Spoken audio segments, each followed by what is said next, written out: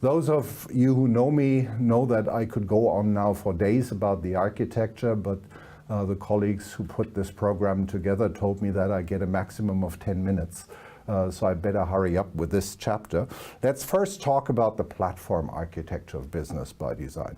And now that you've seen the demo, you've already seen some of the benefits of the underlying HANA engine that we are using in close collaboration with the analytics portion of Business by Design. SAP Business by Design is built on a multi-tenancy stack. I talked about that already a bit earlier. And the key, the heart of Business by Design are these honeycomb-shaped structures. These are the business applications that we are providing to the market, and the individual honeycombs illustrate the so-called deployments units, about which I will talk in a minute. I also already mentioned that extensibility is key. You must be able to extend business objects with additional fields. You must be able to adjust the user interface. You must be able to adjust the analytical aspects. Therefore, the extensibility layer is key to the flexibility of Business by Design. Everything in Business by Design is stored in repositories. So it's a true model-driven environment. For example, none of the screens are hard-coded. They are only defined. At the end of the day, technically speaking, the screens are stored in XML tables as a representation for where are the different fields, what they do, what kind of behavior you want to have. And the entire Business by Design exposes all of its capabilities exclusively via services and via the services layer. Therefore, the layer on top, whether you now invoke Business by Design via mashup, via a Microsoft Office or Google scenario, via an HTML5 user interface, a mobile client, or a web service, the backend never knows who is actually invoking it, and it doesn't matter to the backend. So that is the beauty of the architecture, that it is highly scalable, that it is extensible on all layers, that customers, and that is here illustrated on the left, and I will spend a few minutes a little later on how you can extend the solution with your own business logic. It scales close to linear. If you Google SAP Business by Design and Intel, you will find 2 white papers from Intel talking about the scalability, the high-end scalability of Business by Design on always the latest Intel platform. And it offers an on-demand operations model, which is the key thing for cloud. One more slide about multi-tenancy, because that is not always so easy to understand. If you look just here at the left side and you look at the system ID, in a single tenancy system, in the traditional system, that exists only once. In a multi-tenancy system, you can run multiple tenants within one system. So the system is the basic container, and the tenants are the boxes within the container, and that gives us the economies of scale model. Let me spend a bit more time on the model-driven nature of Business by Design, because that is unique. We had the chance, the once-in-a-lifetime opportunities to start with a blank piece of paper. And we said, let's build the application in a true engineering fashion.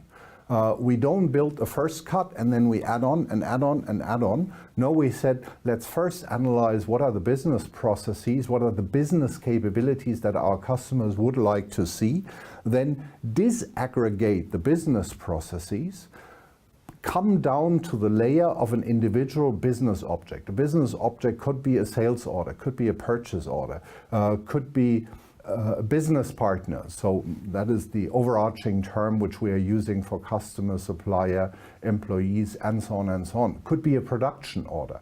So we aggregated everything down to the layer of the business object, and then we assembled business objects into process components. So that is the work, that is the modeling work that our architects did for nearly 2 years to come up with one consistent model for Business by Design. That is really unique, and if the whole story around service-oriented architecture is key for you, then ByDesign is the perfect solution for you. For us, obviously, the big advantage is such a system is a lot better to maintain than any other. Today we are talking about hundreds of business objects, integration scenarios, and so on and so on. So these numbers here could easily be higher. I haven't checked them for a while, but just to give you an idea how that looks like. How does the structure look like? And you saw on the previous slide the little honeycombs here. The honeycombs are the individual boxes. So we have a basis layer. These are core services which we simply need to run the entire environment. And then we have a very rich layer of foundation capabilities. Foundation capabilities are, for example, the calendar, the factory calendar, things which you only want to have once in your system, and you consume it from multiple areas so that you have just one. And then you build out, on top of that, the so-called deployment units for the different business areas, be it financials, project management, and so on and so on. If you look into such a deployment unit, again, you will find an inner structure there that a deployment unit comprises of a number of process components, and the process components are made up of the business objects. So that is the underlying structure, and then this business object or the process component then consumes, for example, shared business objects out of the foundation layer, like the account here or the employee, and so on and so on. Very important topic. There is one area where ByDesign differs from everything that we've built in the past. In the past, we did integration between the applications via shared database tables. In Business ByDesign, the only way how project management and financials or any other deployment unit can talk to another deployment unit is via messages. In the old days, when I built an application in CRM and I wanted to show how much of a certain product I have in stock, I went to the coffee corner, found a colleague who knew how warehouse management works in SAP. I talked to him and said, which is the table, which is the index that I can use, and I simply used that index. The disadvantage was if the colleague made up his mind to re-architect that specific component, suddenly my application didn't work anymore. And I mostly found out too late. In a message-based world, I have a contract between these two deployment units that they keep the messages stable. So I can rework whatever I want in here in financials, but I must stick to my contract. And that is a promise, both SAP internally, but a commitment also to our partners. If you build something on top of the messages of the web services of SAP ByDesign, from feature pack to feature pack, we commit to keep these ones stable. If we need to change them because of innovation, we will tell you, we will provide the new interface, and we will give you a year to then use this new interface before we finally retire it. One level deeper, and then I promise that I hit the ground floor now. That is the structure of a business object. A business object, think of a sales order, comprises of nodes. A node would be the header of the sales order, and then I have the individual line items that would be individual nodes, and I can have actions for a specific business object, for example, recalculate the price, or have very basic services like create, read, update, delete, the so-called CRUD services. And that mechanic also then makes sure that whatever I do with a business object arrives at the persistency layer, so at our HANA database, and I can write now into the database. All of the business object's capabilities, again, can only be accessed or are exposed to the outside world via the services layer. If we look a little bit more what we can do here, so here again we have the business object. The business object provides core services, create, read, update, delete, but we also offer compound services. Pretty often it would be, quotes and quotes, too dangerous to just provide the CRUD service. Because I take an extreme example, and it's not a very good one, so the architects may forgive me. If we would talk about the CRUD service delete, it does exactly what it's supposed to do. It deletes. But what you probably want, especially in the context of the sales order, is that you can only delete or set something to inactive if the order has been delivered completely. Therefore, you need a lot more logic, which you don't want to have at the basic level, but at a higher level where you can first do all of the checks. Therefore, in the compound service, we provide all of these checks. The compound services are then available as an application-to-application service or as an application to an external application service, and so on and so on. And we then integrate all of these business objects into larger entities. Quick cut, when we now leave the architecture layer and we go back to the top of the application, you saw that Business ByDesign, the backend, exposes a service layer, and from there you can consume it with the user interface. We also wanted to drive a really important innovation at the user interface, and that is what we call a pattern-based user interface. In the past, you sometimes had the feeling, if you looked at, let's take from my own home turf, CRM, lead, opportunity, quote, and the sales order.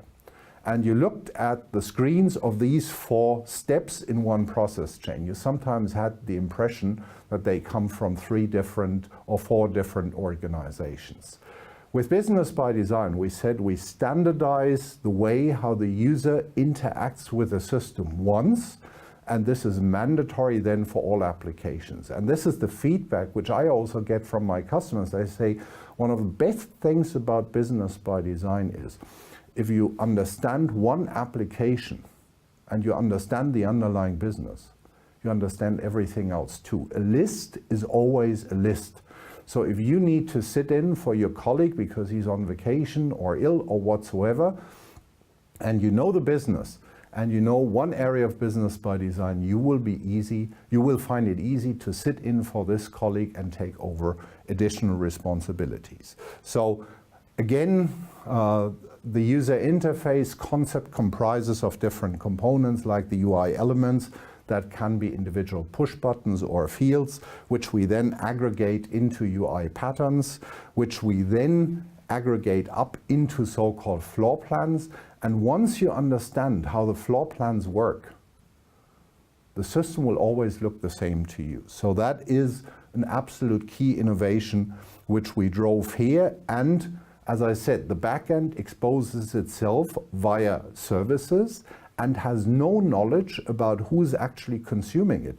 That allowed us to swap out the Microsoft Silverlight client in Business ByDesign and replace it with our brand new HTML5 user interface without changing a single line of code at the bottom here.